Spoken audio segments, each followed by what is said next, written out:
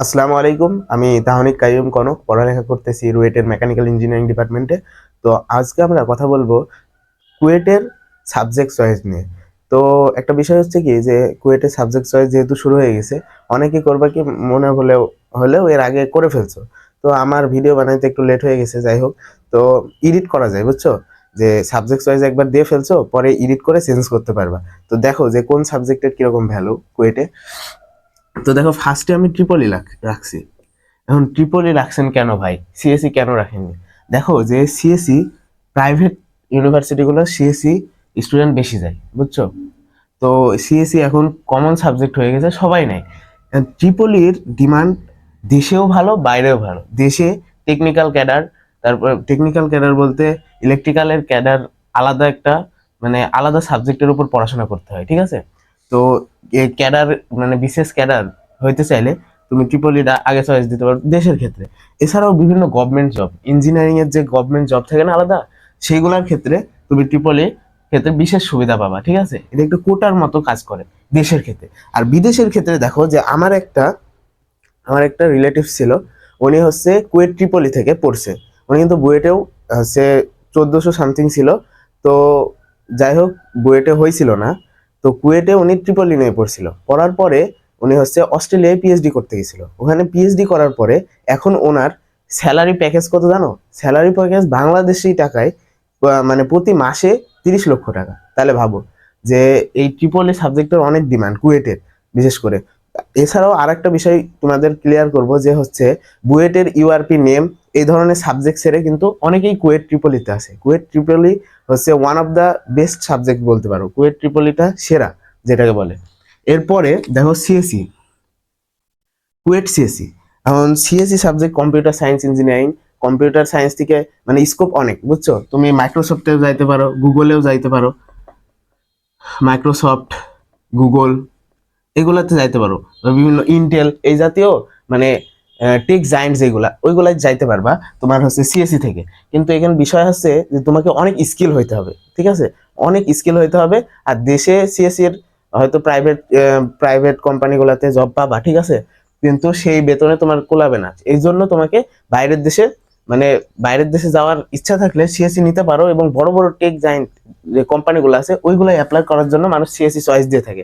আর CSC এর আরেকটা বৈশিষ্ট্য হচ্ছে, তুমি এই সিএসসি সাবজেক্টে মানে ট্রিপলির মতো এত হার্ড হবে না। তুমি যদি আগে থেকে স্কিলড হয়ে থাকো তাহলে সিএসসি এর অনেক কিছুই তুমি পারবা। আর পড়াশোনা মানে অনেক স্মুথ হবে তুমি যদি আগে থেকে কম্পিউটারের বিষয়ে অনেক কিছু জেনে থাকো। আর তারপরে তুমি প্রথম থেকে যদি বিগিনিং থেকে শুরু করো ভালোভাবে, যে একটা ভালো কোম্পানিতে যাব সেইভাবে করে একটা রোড ম্যাপ বানাই নিবা। তারপরে প্রথম থেকে পড়াশোনা শুরু করলে সিএসসি থেকে ভালো কিছু করতে পারবা। এরপরে মেকানিক্যাল দেখো, মেকানিক্যালের ক্ষেত্রে প্রাইভেট যে জব সেক্টরগুলা, হ্যাঁ, সেগুলাই বাংলাদেশে স্কোপ অনেক বেশি। আর বেতনও ভালো পাওয়া যায় মেকানিক্যালের ক্ষেত্রে। আমার ফ্রেন্ডের রিলেটিভস ছিল এই হচ্ছে ইসি, রুয়েট ইসি পরে আমার এক ফ্রেন্ড, ওর রিলেটিভস এমএ নিয়ে পড়ছিল কুয়েটে। তো সেই টাইম বিটিআই যেটা বলে, তো ওই বিটিআই এর আন্ডারে ছিল কুয়েট এমই, হ্যাঁ। তো কুয়েট এমই থেকে পড়ে উনি এখন ওনার প্যাকেজ কত জানো? 3.5 লাখ টাকা বেতন বাংলাদেশের। এটা প্রাইভেট আকিস কোম্পানির হচ্ছে ম্যানেজার মেবি। ওনার 3.5 লাখের উপরে বেতন, বুঝছো। তো মেকানিক্যাল থেকে পড়ে স্কোপ অনেক বেশি আছে। এছাড়াও সিভিল দেখো, সিভিলের ক্ষেত্রে আর কি বলবো, যে দেশে বিভিন্ন কনস্ট্রাকশনের কাজে তো সিভিলের মানে ডিজাইনারদের অনেক মানে কাজে লাগে। তো এটা তোমরা মাথায় রাখতে পারো। আর হচ্ছে সিভিলের ক্ষেত্রে দেশে জব সেক্টর অহরহর, বুঝছো। সিভিল মানে মানুষ যত বাড়বে, তোমার বিল্ডিং কনস্ট্রাকশনের কাজ তত বেশি হবে, সিভিলের স্কোপটা তত বাড়বে। দেশে গভর্নমেন্ট জবের ক্ষেত্রেও সিভিলের স্কোপ অনেক বেশি। বাইরের দেশে তোমার মেকানিক্যাল সিএসসি ট্রিপলি থেকে তুলনামূলক কম, কিন্তু নাই এটা বলবো না, বাইরের দেশেও তো কনস্ট্রাকশনের কাজ চলে চলে না।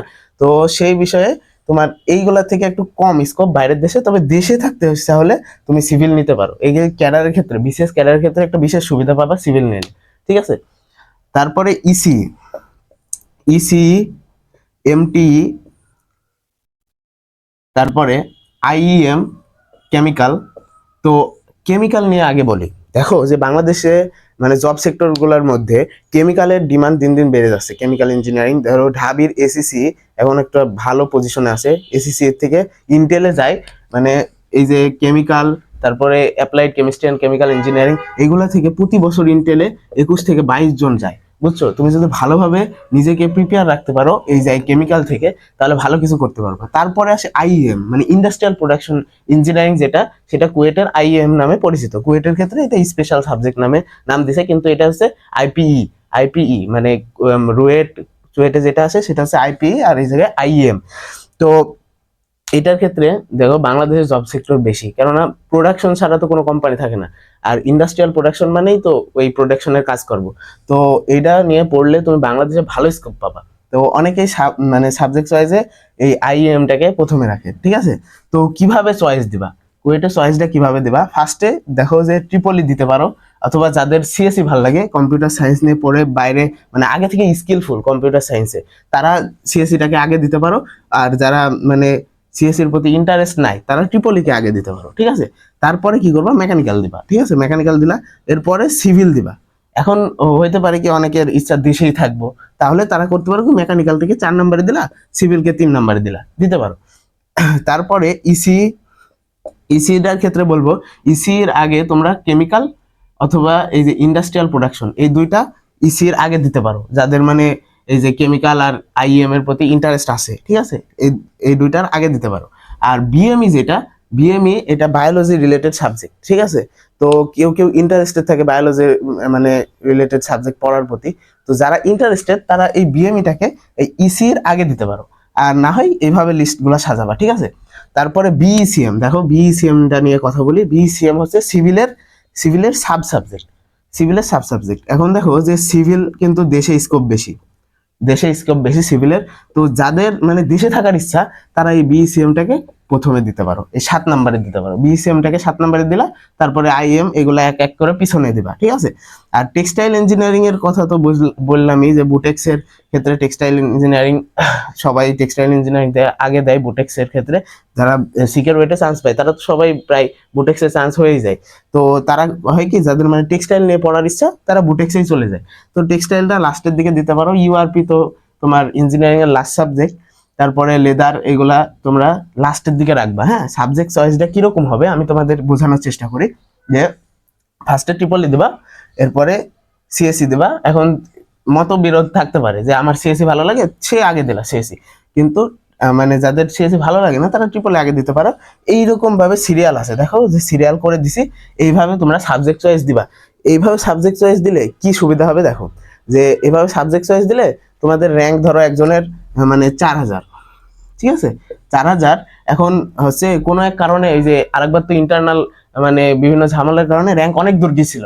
তো এবার হলো কি, ধরো 4000 এরকম ইন্টারনাল কারণে র্যাঙ্ক অনেক দূর গেছে, তাহলে কি হবে? তাহলে হচ্ছে তোমার প্রথম সাবজেক্ট গুলা যে চয়েস দিলা, এগুলা তো ধরো অনেক আগেই র্যাঙ্ক শেষ হয়ে যায়, এবার শেষ হলো না।